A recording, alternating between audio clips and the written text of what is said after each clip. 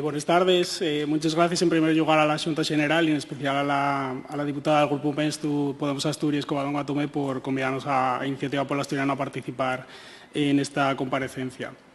La composición actual de esta Xunta General y el resultado de las elecciones autonómicas del pasado 28 de mayo, unas elecciones en las que la ciudadanía asturiana volvió a dar la mayoría parlamentaria a los partidos políticos que lleven en el programa electoral la oficialidad del asturiano y leonaviego, y a quien defienden el desendolco de políticas de normalización para las nuestras lingües. A diferencia de la legislatura pasada, ese sofito mayoritario de la ciudadanía no se traduce en una mayoría suficiente para llevar adelante una reforma del Estatuto de Autonomía, pero sí para echar a andar una política de normalización ambiciosa que desenvuelva la Ley de Uso y Promoción del Asturiano aprobada por esta Cámara hay ya 25 años. Para ello entendemos que ya es prioritario elaborar un plan de normalización para esta legislatura, de la que, por cierto, ya pasaron casi 6 meses, y una propuesta que nuestra organización ya trasladó en aquellas ocasiones al Gobierno asturiano, a la propia viceconsellera de Cultura, Política Lingüística y Deporte, Vanessa Gutiérrez, además del Grupo Parlamentario Socialista y en ocasiones pasadas al resto de partidos políticos.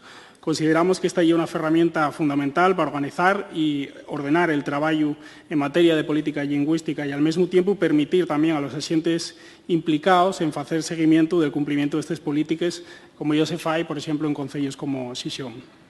Una política que entendemos tiene que ser transversal a todas las consellerías. La política lingüística y la normalización de las lingües propias depende de la Viceconsellería de Cultura, Política Lingüística y Deporte, pero evidentemente no puede estar presente únicamente en este ámbito, sino en toda la acción del Gobierno de Asturias. La normalización del asturiano y es responsabilidad de todas las consellerías, de Hacienda y Fondos Europeos, de Fomento, de Medio Rural, Transición Ecológica, por ejemplo. Entendemos que es ahí la voluntad que expresa el organigrama nuevo del Gobierno asturiano, que desean manes de la Presidencia las competencias de política lingüística, pero entendemos que ya es necesario pasar de los gestos a los fechos.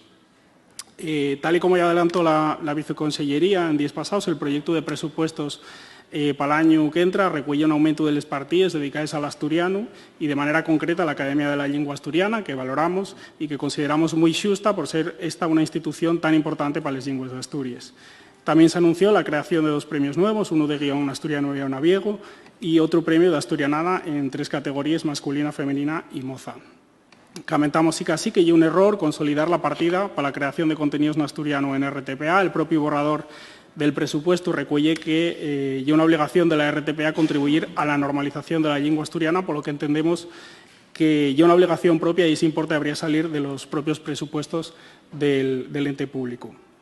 Al igual que la Dirección General de Deportes no paga los bloques de información deportiva de la RTPA, los programas en asturiano no deberían depender del presupuesto de la Dirección General de Política Lingüística. En este sentido, entendemos que es imprescindible que esta Xunta General elabore el mandato marco y el contrato programa que marquen el criterio de programación para la RTPA.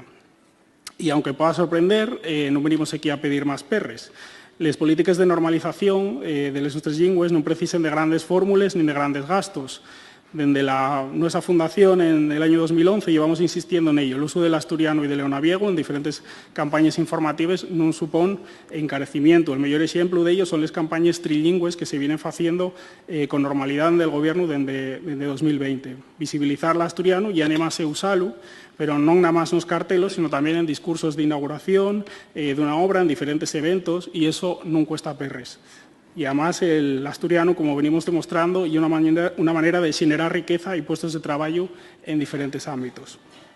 En el año 2019, para el proyecto de presupuestos del 2020, nuestra organización presentó un documento con 12 puntos, cada uno de ellos con varias propuestas para esforzarse en lograr una normalización lingüística plena y provechosa.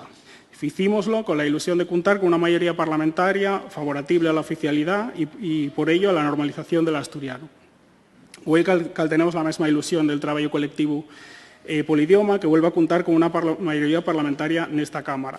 En Iniciativa Pola Asturiano animamos a hacer útil esa mayoría.